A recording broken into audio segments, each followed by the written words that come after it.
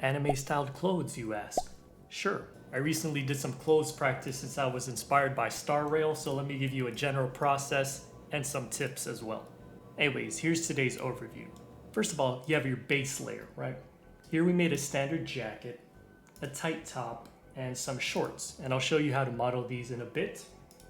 And another common feature of any cartoon style is the outline, which is usually accomplished by solidify plus backface, which simulates the line art or the drawn outline. It's also good to note that the solidify outline doesn't cover everything, so sometimes you have to draw the outline here so that you can continue that line art feel, even in spots that solidify wouldn't normally reach. And this level of detail might be okay for like NPC characters or less dressed up characters, but in terms of main characters, this is kind of bland. Mihoyo in general really dress up their characters and put a lot of detail into them. If we look at 7th, her outfit has many clothing layers, whether they're actual articles of clothing or just extra folds in the clothing. So once you got down your base layer of clothes, it's a good idea to add extra layers onto those clothing, and here we just added a couple. So we just added a little something onto the top of the sleeves and a little skirt layer here on top of the shorts. We didn't get to go too crazy because this was all done within like a couple of hours, but already a couple layers spices things up by a lot. It doesn't look so basic anymore. Now I'm going to show you this older model for a second because I didn't get to do this too much with the practice model, but very important also are the painted shadows and folds of the clothing, which you might notice here around the collar, on the arm sleeves, and on the shirt. Even if your model will use a real-time lighting system, there are usually still baked shadows in the textures themselves. And then finally, we have the accessories. The designers over on Star Rail really shove a lot of accessories into one design, but for some reason, it doesn't even feel that cramped.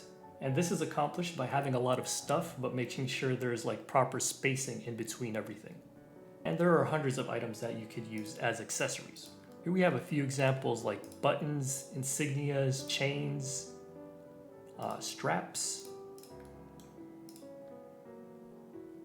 And one thing to note is that sometimes accessories can literally just be textures, or they can be modeled and textured. For example, look at 7th's buttons. The small ones on her collar are flat, meaning it's just drawn into the texture, while some you can see they're actually 3D. So usually it's the size and flatness of an accessory that determines whether you should texture it or also model it. But ultimately the choice is up to you. If you're low on inspiration for your outfits, try a spinner, group off a bunch of items into categories. I just put in a bunch of stuff I saw on Star Rail. Chains, okay, this is shaping up to be quite the edgy character. Oh, why are they cheering? That puts a little spin on things.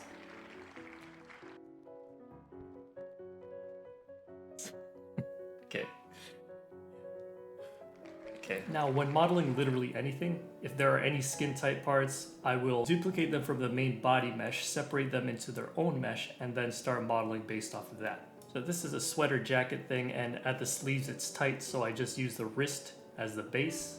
But the rest of it is not skin tight, and so I will just freehand model it around the body mesh, using the basic Blender tools, extruding, loop cutting, scaling, and creating faces.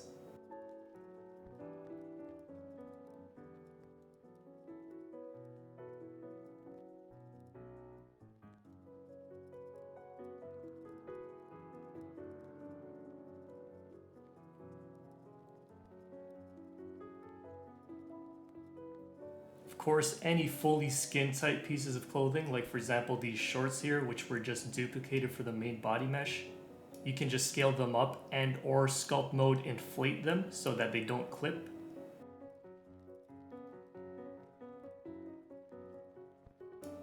And here I just created that extra layer of the sleeves as I mentioned earlier, as well as this chain accessory. I forgot to record this one's process, but it's very easy. Just Shift A and add a torus mesh, 6 major segments, 3 minor segments. Scale it down horizontally, and then duplicate it, rotate that duplicate by 90 degrees. As such, join those two, then add an array modifier. Then simply select the appropriate factor and value. Then play with a count number depending on how many you want. Here's also a quick way to create plated armor. I don't think I ended up putting this in the final version, but either way, here it is. You get something like this going, extrude one of the middle edges, and then create a loop cut and bring that down to that extruded edge. And that's some pretty quick scale slash plated armor.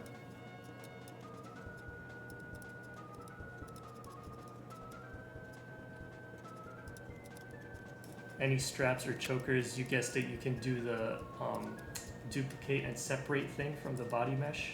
Here I use snapping to change the angle of this leg strap, just a little bit. As you can see, I was just going down the process. I first created the big pieces of clothing such as the sweater and the shorts. Then I started layering that by adding that extra layer on top of the sleeves. Then I worked on the straps. Nothing is textured yet, but I did assign these flat colors so that I could have a general idea of how I want the colors to look like. And what's important in this first phase is that I'm seeing the silhouette of the character to see if it looks cohesive. Because before you start adding all the colors and all the little things, you have to make sure the big picture or the silhouette of your character looks okay. And by getting this big basic outline first, then I can know, okay, which parts are looking a little blank, which parts can I fill in with more accessories. So now it's time to unwrap and texture, and after texturing, we'll see if there's any more that should be added. Let's say you wanted double-sided textures, like you want the inside of your jacket to be a different color. So here's our basic shader. It's just an image texture into the material output, but let's Shift A and add a geometry node, as well as a mix shader. The image texture will go into color 1, then you plug in back facing into factor, and then color 2 will be your inside color. And you can just choose any base color there, or you can even plug in a different image texture or shader. So now here the inside of the jacket is dark purple. Of course, if you're exporting to like Unity or whatever, then there will be a different method of achieving double-sided textures in those engines. I'm just unwrapping all of my meshes into one image texture, and they have seams wherever I thought it would make the most sense. If you're wondering why I scaled that mesh island so small, it's because it's not even seen, so it doesn't really matter.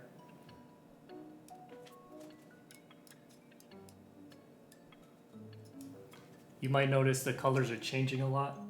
I'm not really working with any base reference here, I'm just practicing and seeing what looks good. Looking back on this, gradients look good.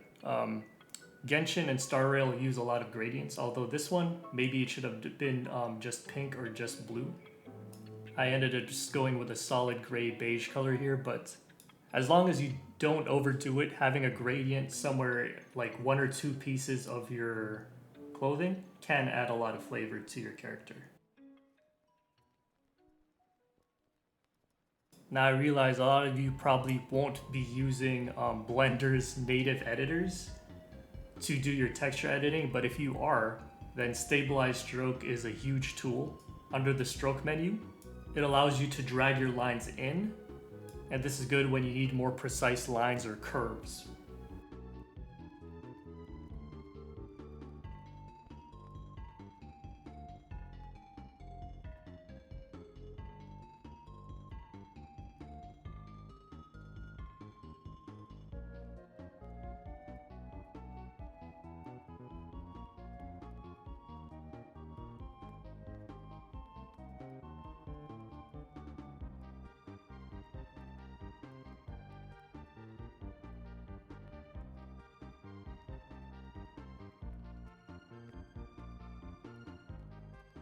Here's an example of something that should be outlined, but the solidify outline won't reach these parts, so you kind of have to do it manually. And while you're doing this, it might be a good idea to already have the solidify outline on so you can have a reference and all of your lines can have like the uniform size. Anyways, that's pretty much it for today's video. Like and support the video if it helped, and feel free to ask if anything's unclear. There's a lot of requests on videos in the queue, such as feet, male body, rigging, exporting. So any one of those could be next, or also I wanted to do one of these except on hairstyles and footwear, which is why I didn't complete them for this character. So please subscribe and stay tuned if any of those interest you. You can pick up this file, which includes all of the clothing I made in this video, along with maybe like 5 other files right now on Patreon for just $2 for all of them. for a limited time, so if that interests you, head over to the Patreon link in the description. And there's only one tier right now, it's $2 USD, and it gets you everything. Have yourselves a good one, and I'll see you in the next video.